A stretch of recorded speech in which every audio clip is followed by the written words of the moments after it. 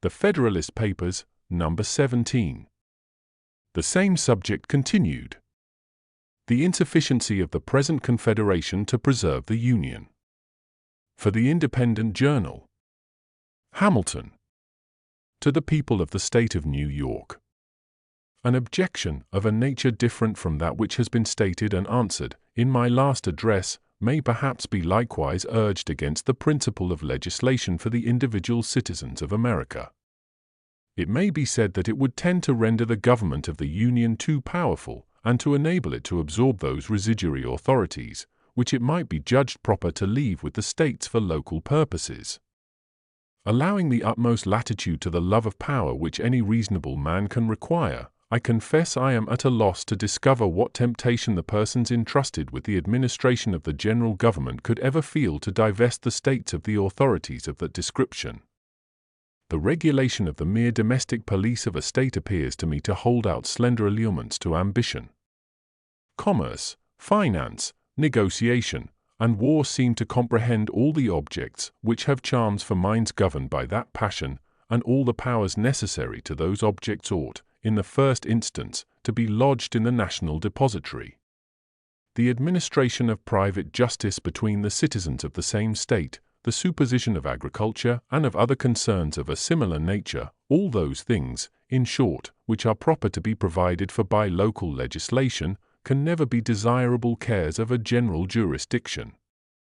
It is therefore improbable that there should exist a disposition in the federal councils to usurp the powers with which they are connected, because the attempt to exercise those powers would be as troublesome as it would be nugatory, and the possession of them, for that reason, would contribute nothing to the dignity, to the importance, or to the splendor of the national government.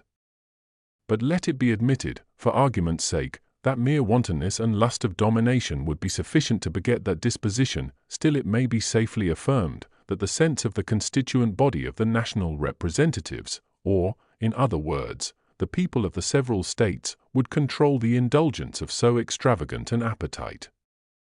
It will always be far more easy for the state governments to encroach upon the national authorities than for the national government to encroach upon the state authorities. The proof of this proposition turns upon the greater degree of influence which the state governments, if they administer their affairs with uprightness and prudence, will generally possess over the people, a circumstance which at the same time teaches us that there is an inherent and intrinsic weakness in all federal constitutions, and that too much pains cannot be taken in their organization, to give them all the force which is compatible with the principles of liberty. The superiority of influence in favor of the particular governments would result partly from the diffusive construction of the national government, but chiefly from the nature of the objects to which the attention of the state administrations would be directed. It is a known fact in human nature that its affections are commonly weak in proportion to the distance or diffusiveness of the object.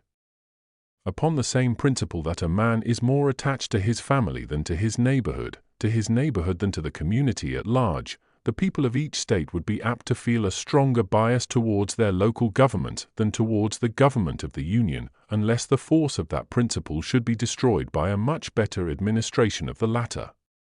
This strong propensity of the human heart would find powerful auxiliaries in the objects of state regulation. The variety of more minute interests, which will necessarily fall under the superintendence of the local administrations, and which will form so many rivulets of influence, running through every part of the society, cannot be particularized, without involving a detail too tedious and uninteresting to compensate for the instruction it might afford. There is one transcendent advantage belonging to the province of the state governments, which alone suffices to place the matter in a clear and satisfactory light, I mean the ordinary administration of criminal and civil justice. This, of all others, is the most powerful, most universal, and most attractive source of popular obedience and attachment.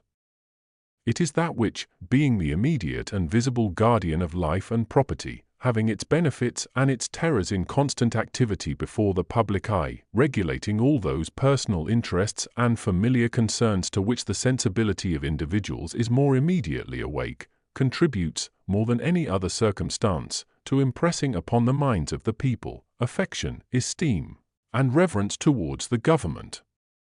This great cement of society, which will diffuse itself almost wholly through the channels of the particular governments, independent of all other causes of influence, would ensure them so decided an empire over their respective citizens as to render them at all times a complete counterpoise, and, not infrequently, dangerous rivals to the power of the Union. The operations of the national government, on the other hand, falling less immediately under the observation of the mass of the citizens, the benefits derived from it will chiefly be perceived and attended to by speculative men. Relating to more general interests, they will be less apt to come home to the feelings of the people, and, in proportion, less likely to inspire an habitual sense of obligation and an active sentiment of attachment. The reasoning on this head has been abundantly exemplified by the experience of all federal constitutions with which we are acquainted, and of all others which have borne the least analogy to them. Though the ancient feudal systems were not, strictly speaking, confederacies, yet they partook of the nature of that species of association. There was a common head, chieftain, or sovereign, whose authority extended over the whole nation, and a number of subordinate vassals, or feudatories, who had large portions of land allotted to them, and numerous trains of inferior vassals or retainers, who occupied and cultivated that land upon the tenure of fealty or obedience to the persons of whom they held it. Each principal vassal was a kind of sovereign within his particular domains. The consequences of this situation were a continual opposition to authority of the sovereign, and frequent wars between the great barons or chief feudatories themselves. The power of the head of the nation was commonly too weak either to preserve the public peace or to protect the people against the oppressions of their immediate lords. This period of European affairs is emphatically styled by historians the times of feudal anarchy. When the sovereign happened to be a man of vigorous and warlike temper and of superior abilities, he would acquire a personal weight and influence, which answered, for the time, the purpose of a more regular authority. But in general, the power of the barons triumphed over that of the prince, and in many instances his dominion was entirely thrown off, and the great fiefs were erected into independent principalities or states. In those instances in which the monarch finally prevailed over his vassals, his success was chiefly owing to the tyranny of those vassals over their dependents. The barons, or nobles, equally the enemies of the sovereign and the oppressors of the common people, were dreaded and detested by both, till mutual danger and mutual interest effected a union between them fatal to the power of the aristocracy. Had the nobles, by a conduct of clemency and justice, preserved the fidelity and devotion of their retainers and followers, the contests between them and the prince must almost always have ended in their favor, and in the abridgment or subversion of the royal authority. This is not an assertion founded merely in speculation or conjecture. Among other illustrations of its truth which might be cited, Scotland will furnish a cogent example. The spirit of clanship which was, at an early day, introduced into that kingdom, uniting the nobles and their dependents by ties equivalent to those of kindred, rendered the aristocracy a constant overmatch for the power of the monarch, till the incorporation with England subdued its fierce and ungovernable spirit, and reduced it within those rules of subordination which a more rational and more energetic system of civil polity had previously established in the latter kingdom.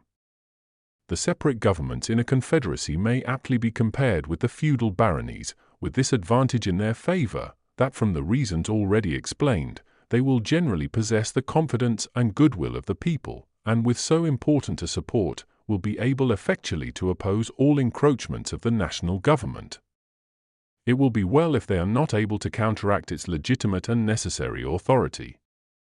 The points of similitude consist in the rivalship of power, applicable to both, and in the concentration of large portions of the strength of the community into particular deposits, in one case at the disposal of individuals, in the other case at the disposal of political bodies. A concise review of the events that have attended Confederate governments will further illustrate this important doctrine, an inattention to which has been the great source of our political mistakes, and has given our jealousy a direction to the wrong side. This review shall form the subject of some ensuing papers. Publius.